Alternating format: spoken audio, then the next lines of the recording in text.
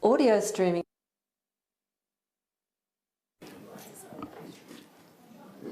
Welcome everybody, and it's great to be back in the chambers, to be here again, and we thank you to those that have worked hard for our staff to make this to happen, make the table bigger so we can see it, and also have those that are welcome, those that are outside that we can't see but they can see us, and we welcome to those that may be online that are listening as well.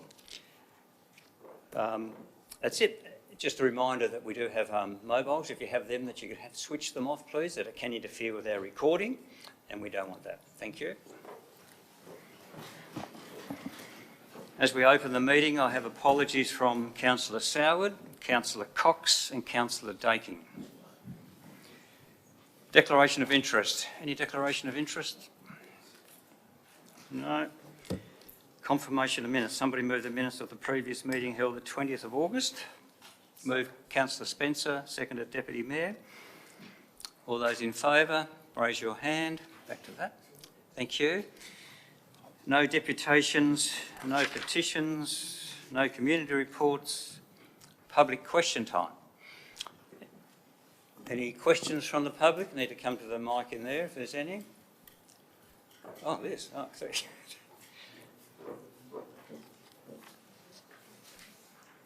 So there's no questions? So public questions on notice are there from the previous meeting. Then under the provisions of the Land Use Planning and Approvals Act, Council acts as a planning authority in regard to items included under Agenda 9.1, Planning Authority. So we do have speakers, a speaker I think it is, from 9.1, Sam Tucker. Welcome, Sam. Thank you. The Northern Inverness car park is one of the key pieces of infrastructure that facilitates the enhancement of this cultural, educational and sporting precinct. This precinct will be a welcoming place for people of all ages, backgrounds and abilities. When we last formally presented to the City of Launceston in relation to this matter, it was to talk in favour of the lease or licence and the suitability of the proposed parking plan.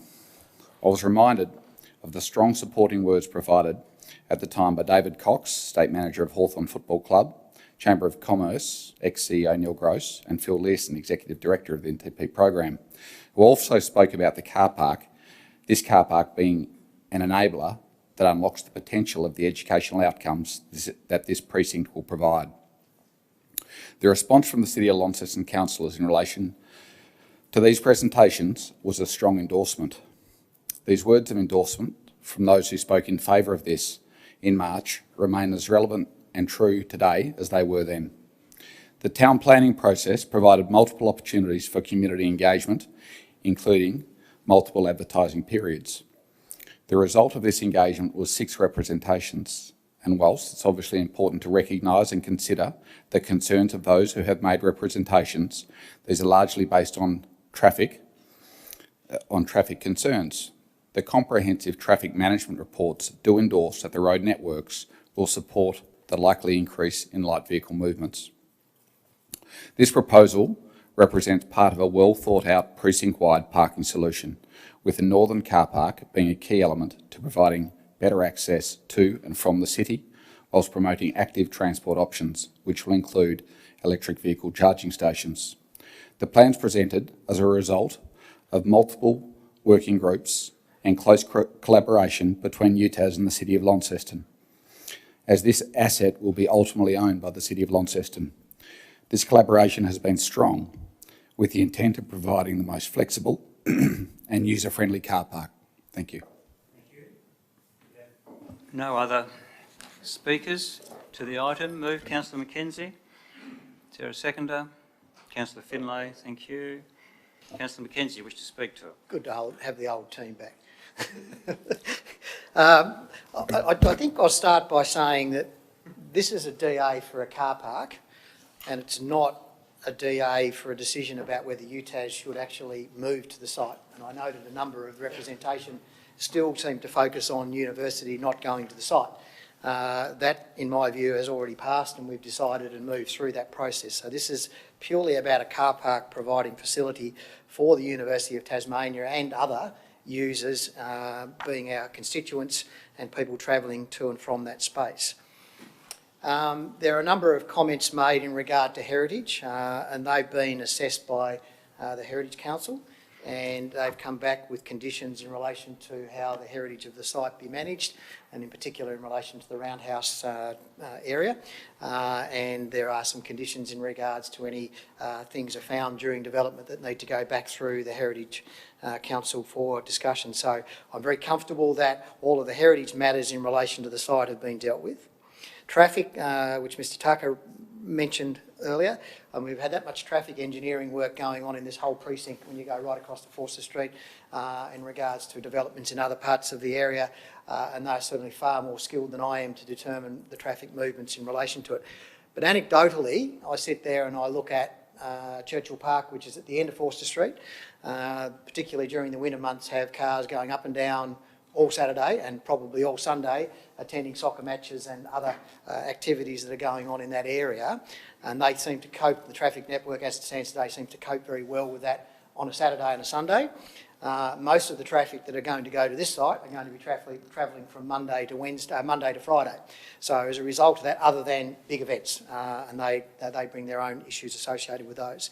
So I'm very comfortable that just anecdotally seeing the way the traffic moves up and down the highway now, and I know there's another DA that may hit our desk in the next fortnight, which might have some implication on traffic flows, but also be aware that these sites down that road have had light industrial places that have operated there for many years, some active, some inactive, but at various times have had traffic going up and down, and that traffic infrastructure has worked quite well. So I'm very comfortable with the traffic aspects, and there have been some road issues that have been dealt with as part of the DA, where there's some conditions on access to the site that have been conditioned into the DA, which I'm very comfortable with, to make sure that the ingress and egress out of the site are appropriate for the level of activity that will go on. There's been some conversation or comment in regard to the appropriateness against the original plan for the site. Again, if you go out there, and we did this morning, and I go out there quite regularly, there is car parking already in the existing site. It's a little bit intermittent around it, but basically there's car parking there. And the reality is we need car parking for the site for UTAS Stadium and other activities that go on in and around the area. So this will serve for the university, but it will also serve for the community itself, and is not, in my view, going against the original plan, and we had advice to that effect this morning. Some might be concerned about the lease. The lease is a separate issue to the DA, and it's important to be aware that before we can actually run into a lease, we actually need to know what we're actually leasing and on what basis that we're leasing. So the DA is a logical step to ensure that we actually know what we're actually leasing and the type of development that's going to go there, which will form the final part of the puzzle in relation to our commercial. I use the word commercial lease terms, which will come back before this council for approval.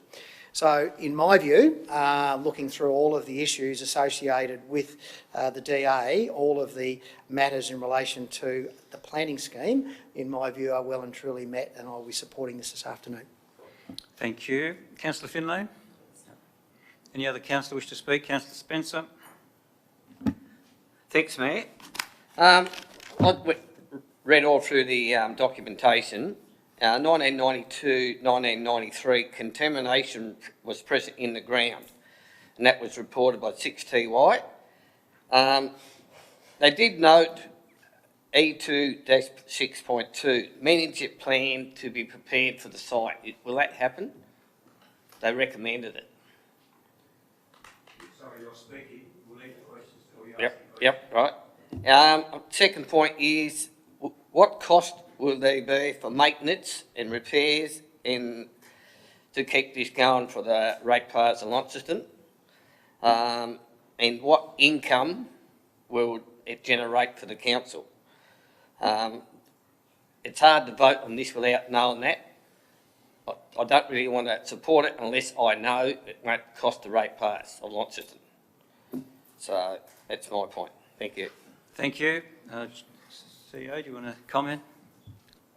Well, I'll take a couple of those as questions in respect to the operations of the car park, and what the council needs to appreciate in making a decision today that you're determining it against the planning scheme, not the commerciality of the car park is not a relevant consideration in respect of the ongoing costs and the ongoing operational elements of the car park. They're matters that will be considered in the lease in terms of the discussions that were had through that point. They're, just to reiterate, not a relevant consideration in terms of the actual assessment under LUPA or under the planning scheme. So I'm not sure we want to respond to the contamination issue, John. Thanks, John. The microphones. Oh, you can use that one. Yep. Thank you, Mayor. Councillor, if I can just respond to the issue of contamination. The report is based upon thorough investigations which have been completed, as you suggested, in the 90s. At that point, and part of the recommendation is that should contamination be found on the site, then remediation will occur. I think it's also important to note that there's not significant excavation which is proposed as part of the development, but notwithstanding that, any contamination found at the time will be subject to remediation. Does that answer your question? Yep, thank you. Thank you. Any other speakers? Councillor Finlay now. Thank you, Mayor. I think as the mover has outlined all of the matters pertinent to the planning and the CEO's responded to the separation of our consideration today between planning matters and the commercial terms of the lease, I did just want to highlight for the benefit of the councillor that throughout the numerous meetings that the working group have had in relation to this particular item, it has always been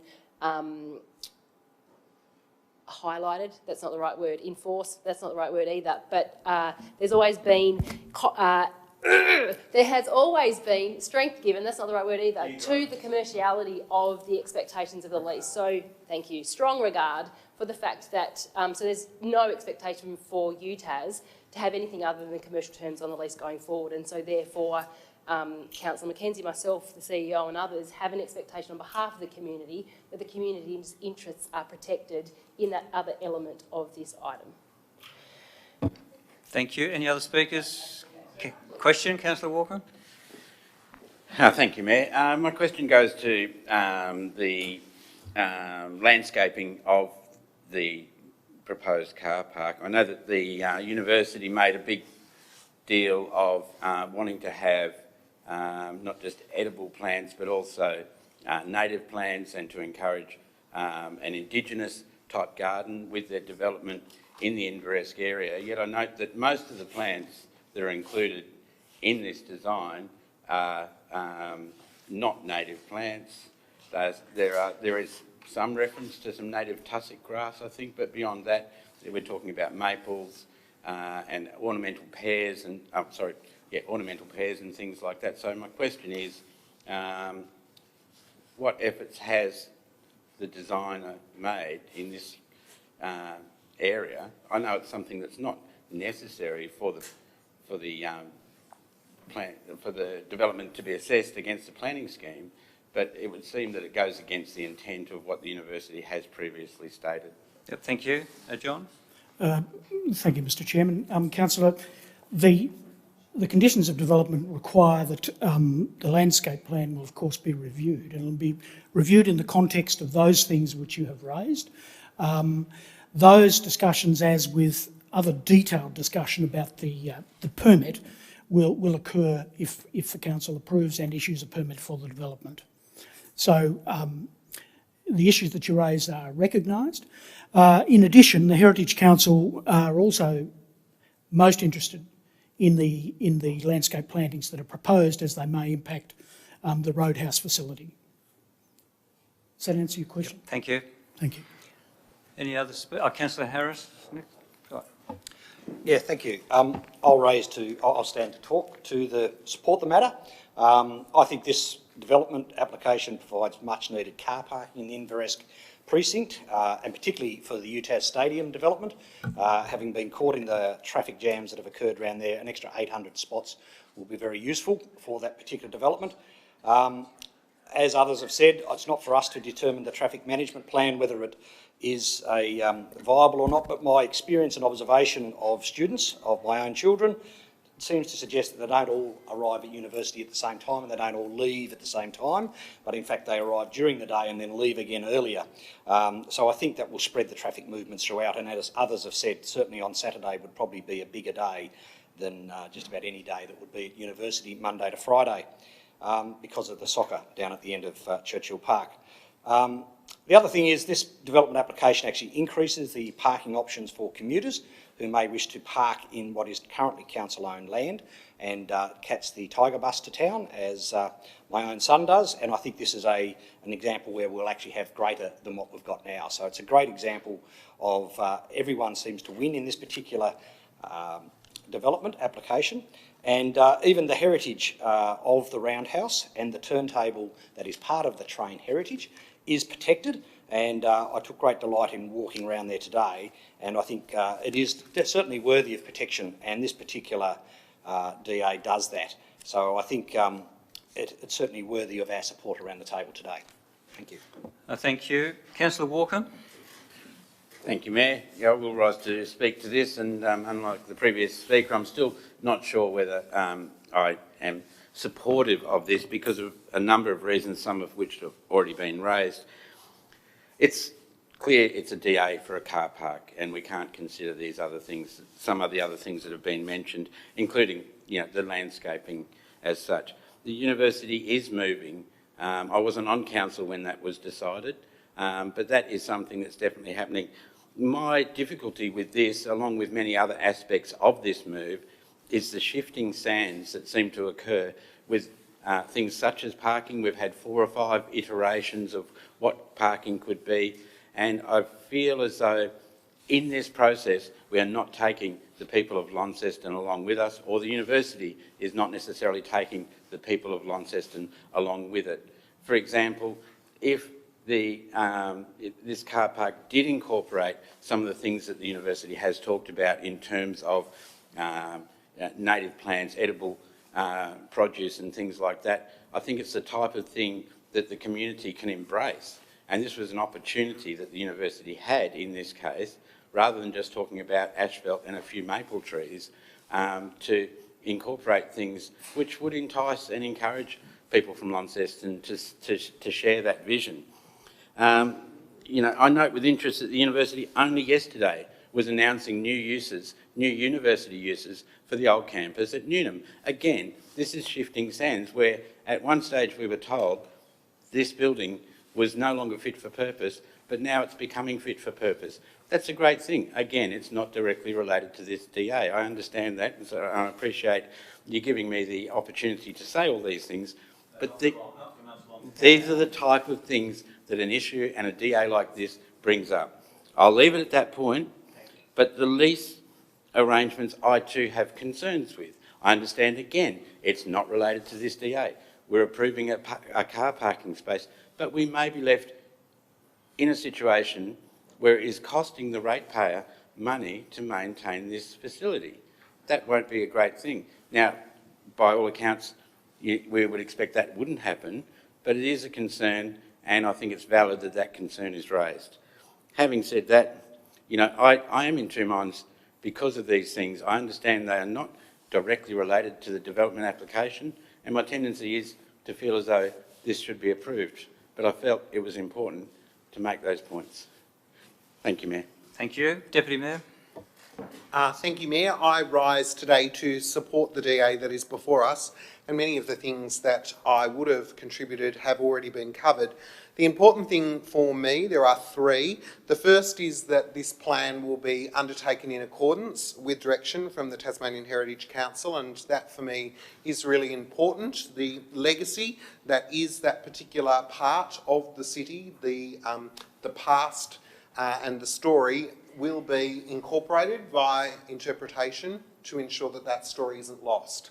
But I think the second thing is that for me, many of the structures on the site are past their useful life. And so the development of 852 additional car spaces on the site, whether it is for the university or whether it is for the community, whether it eventually goes alongside a fully relocated campus or indeed not, is irrelevant from my way of thinking. What the community ends up with are a minimum of 852 new parking sites, which are absolutely needed in our CBD.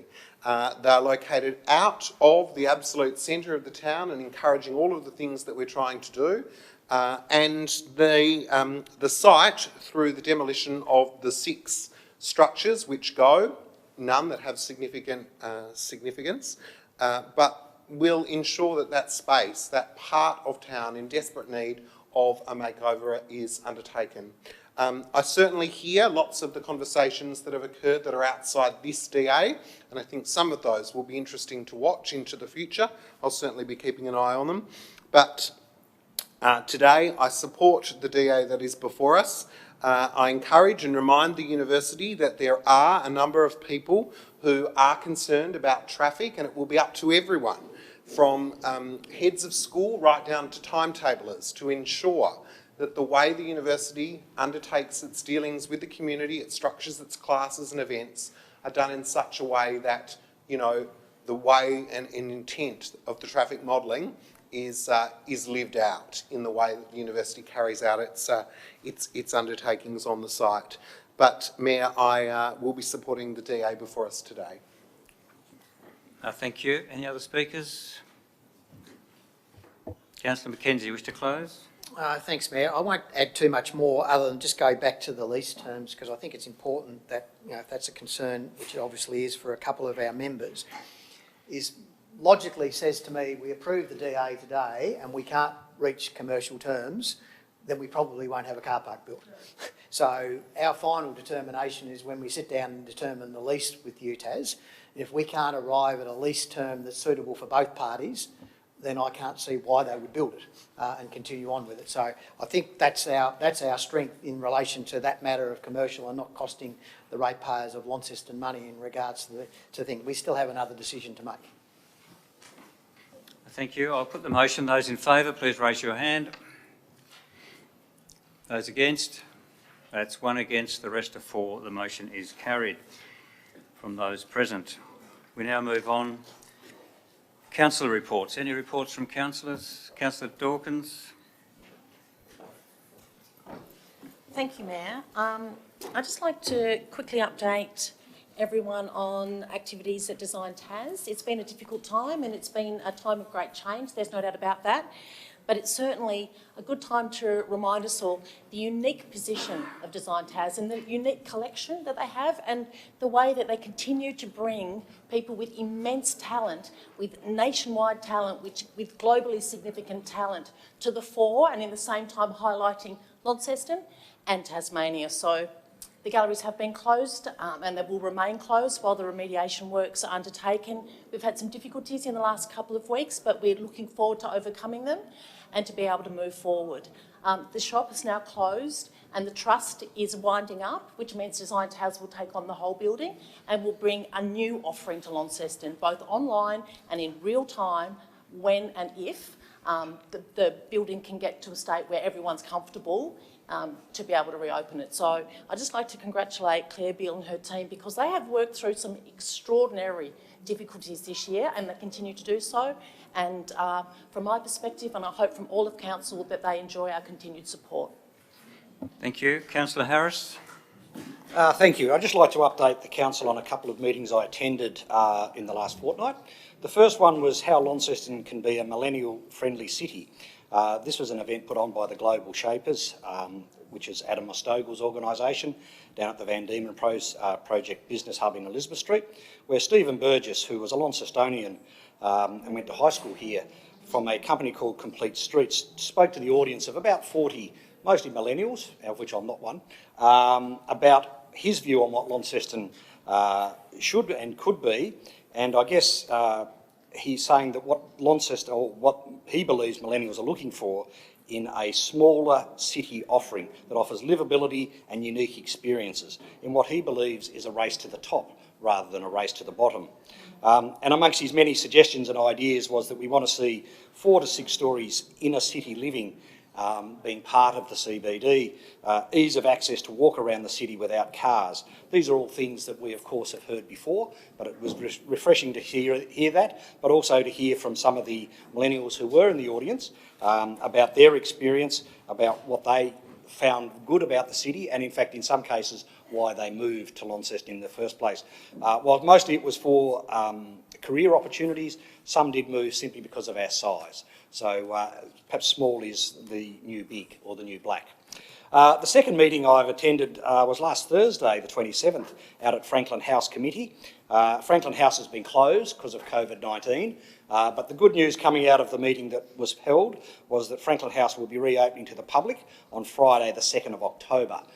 Their hours of operation initially will be 10 a.m. to 4 p.m, and they'll operate from Friday to Monday of each week. So anyone listening to this broadcast, when you're out there, it will be in school, I think the second week of school holidays.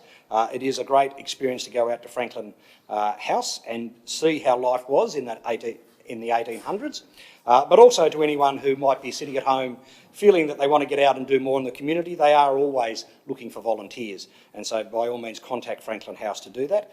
At the moment they're currently undertaking their COVID-19 safety training for visitors, but it is a wonderful asset to our city, and it's a great property out there that the National Trust own.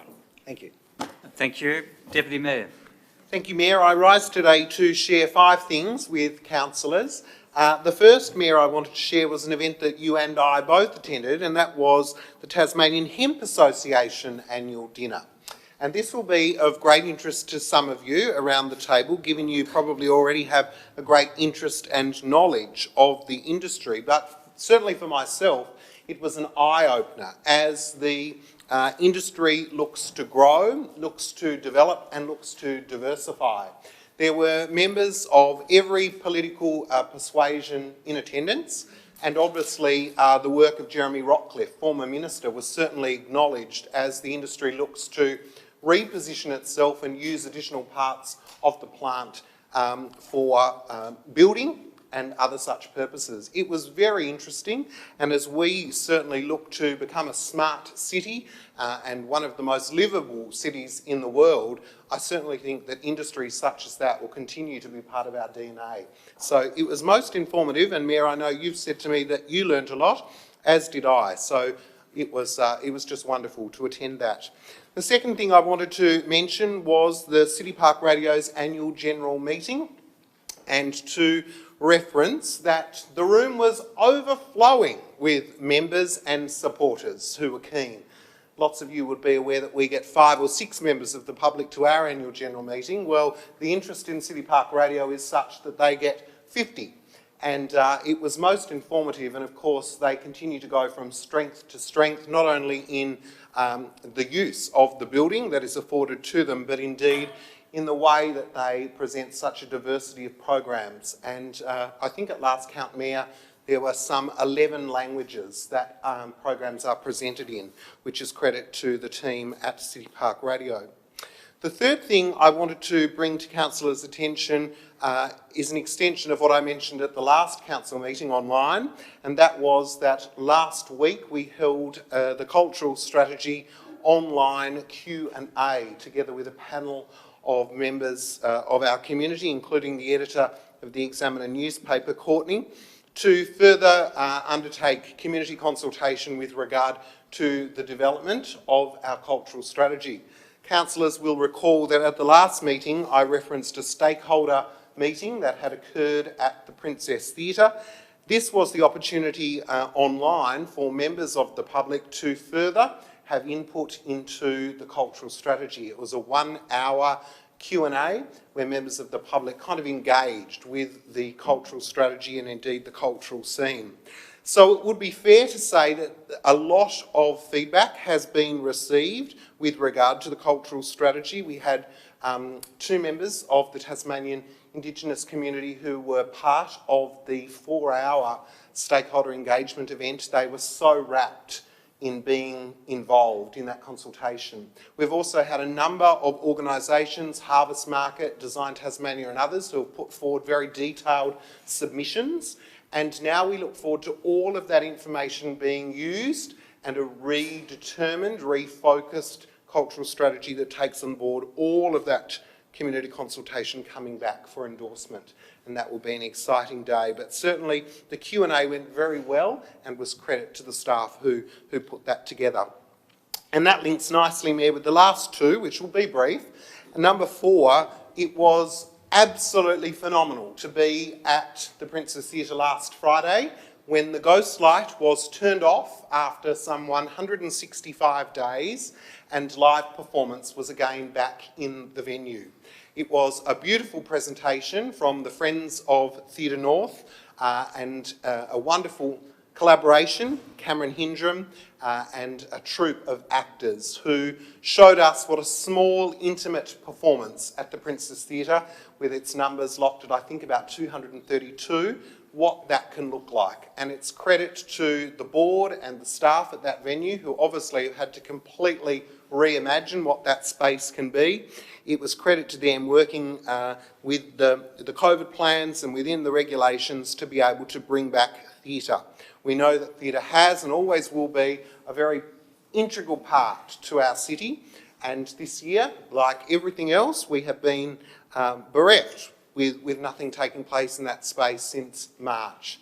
So we look forward where we can to being able to support any undertaking, small readings, events, tours. You've heard me mention the tours. You've heard Councillor McKenzie mention the tours before.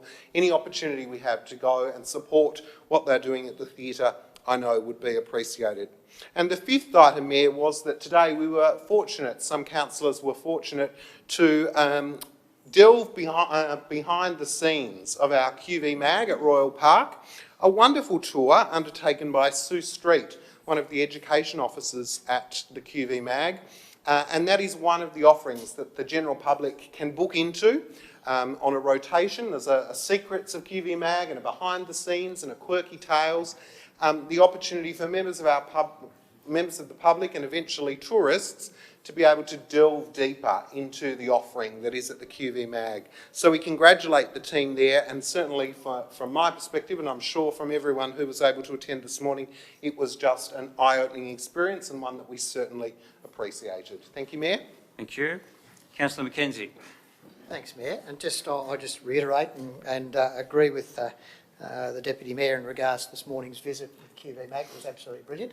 And what I'm really thrilled about to see today is a lovely report in there for the QV Mag. We had them for about the first 8 years of my time on council, where we actually never had anything populated in that particular area. So I'm really pleased to see that information getting out. So thank you, Tracy. I think that's really good, informative to us as councillors, but informative to the community as well, so they can read about what's going on.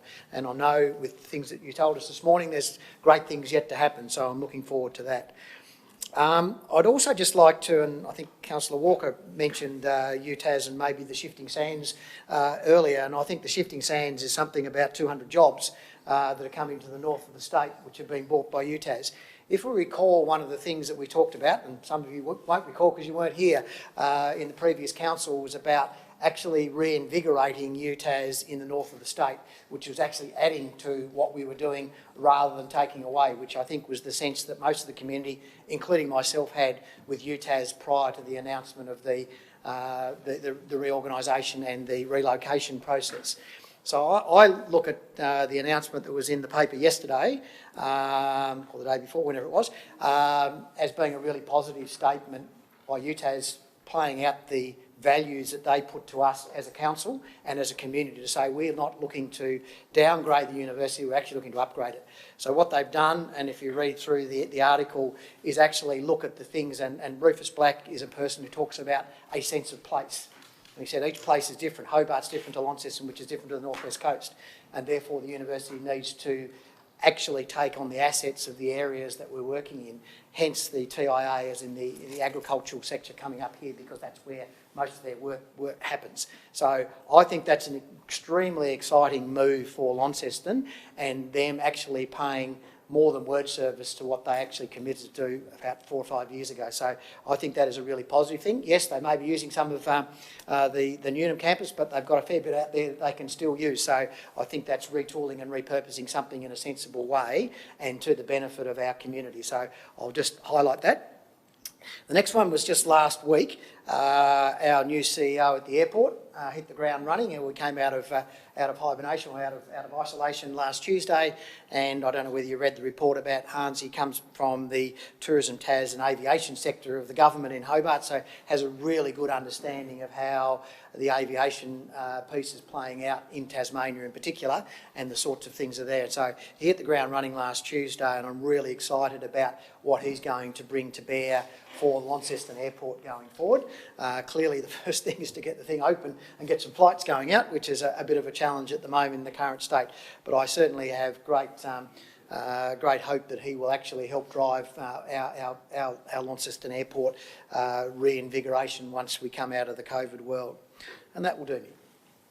More importantly, flights coming in, Councillor Mackenzie, rather than going out. But anyway, any other council reports? No, we'll move on then. Questions without notice from councillors? Deputy Mayor. Thanks, Mayor. I thought I could ask this one because the General Manager of the QV Mag and Cultural Services is here. 2 weeks ago, a media release was issued regarding this year's Art Rage, which is very exciting. Given schools and colleges haven't yet heard further information with regard to the letter that they received in July saying that the event wouldn't go ahead, when should art teachers expect additional information from Council following on from that wonderful and well-received media release?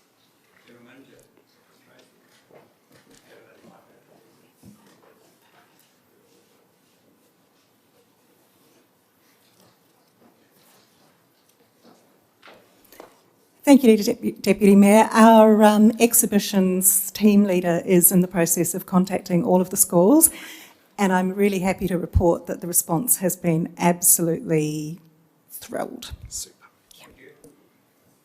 Councillor Spencer. Thanks, Mayor. Just one, before I move on to the question I want to ask, I'd just like to thank Shane for giving me access to the documentation on the tender review. Thanks, Shane. First question I want to ask is any chance in myself or councillors getting the financial reporting and the expenditure at the QV Mag? The state government gives 3.7 to 3.9 million in grants statewide. QV Mag's approximately costing us $6 to $7 million a year, and I wonder if it's possible if I can look at the reporting of the expenditure. We get that when we do our budget review every year. We've been getting it for forever that I've been on council, so you can continue to get it. Yes. Down to every line, I'd like to know how much. But if you need more detail, you can always ask for more detail on any line. Okay, thank you. Any other questions without notice? Councillor Walker. Thank you, Mayor. I note that the General Manager of Cultural Services has announced that we've applied for a permit to return the petroglyphs from Premingana to the place from which they were taken. Could the General Manager just outline the process from here and any estimation of a time scale for that process to occur with the Tasmanian Aboriginal Heritage Council and then with the Minister for Aboriginal Affairs? Thank you. General Manager. Yeah, sure, thank you. The process from here is that the Heritage Council will be assessing the permit applications at their September meeting. And my understanding is from there it goes to the Director Parks and Wildlife and then to the Minister for Aboriginal Affairs. I can't comment about the timeline for that part of the process, but I do know that all parties involved want it to be as expeditious as possible. Any other questions? No, we'll move on then. No more questions. 13.1, Committee Reports, Pedestrian and Bike Committee. Moved, Councillor Harris. Seconded, Councillor Mackenzie. Just to speak to it, Councillor Harris. Thank you, Mayor. Yes, just briefly to note that we've had two bike and pedestrian committee meetings, one on the 4th of June and one on the 30th of July, with another one coming up shortly.